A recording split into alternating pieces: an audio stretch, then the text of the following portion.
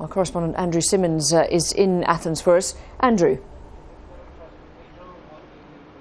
Thank you, Lauren. Yes, tens of thousands turned out. They wanted it to be their day. They wanted to get their message across to the government. No to more swinging cuts, to tax rises, to a whole different life ahead. They say they've paid enough already. They can't stand anymore. But the whole event was hijacked by the minority, probably no more than 200, rioting, getting near to the parliament behind me, pushing through the riot police lines. This is how the day developed.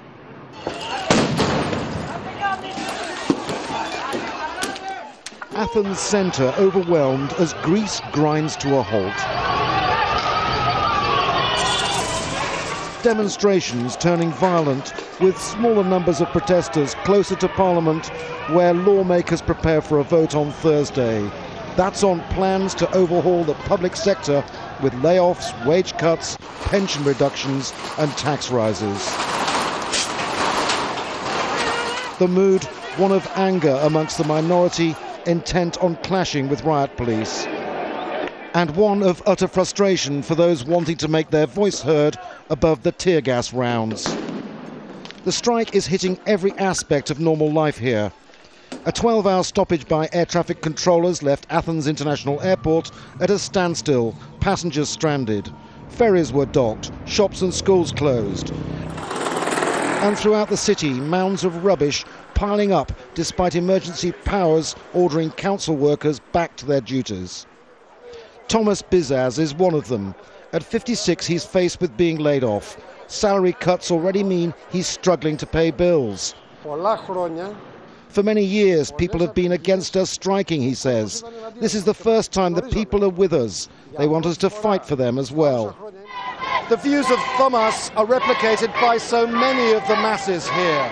These are public hospital staff, along with ambulance teams. What's really striking now is the broader spectrum from the Greek workforce of 4 million now expressing their despair. A nurse who says she has to get by on $700 a month says people simply can't give up any more, and medical services have been cut back to a dangerous level. We can't work with the right way because we are too little nurses for many patients. The government is cynical about union calls for more dialogue and alternative ways to promote growth. It's calling for unity, saying there's no other solution but to do what it takes for a second financial bailout. We have to explain to the citizens, to those people that have given us the mandate to operate in their name, that unfortunately it's absolutely necessary to have to live through this phase in order to avoid a worse phase. Greece is once again going through the pains of social unrest, and it's growing. So, Andrew, that main vote in Parliament is due tomorrow, but I gather there's been one this evening. What was the result of that? That's right. There was a vote in principle on this package of measures in Parliament behind me, and that, as expected, was passed. It isn't quite so simple with the big vote on Thursday night because there's some resistance from some parties and indeed from the ruling party itself to some of the clauses within the package. And so it is likely to be passed by a slender majority, but it can't be guaranteed. So a lot of tension politically on top of all the social tension over that. To give you some idea of how widespread and how cutting these measures will be for the public sector, I'll give you some of the list here. Nominal wages to be cut by 15% in the public sector.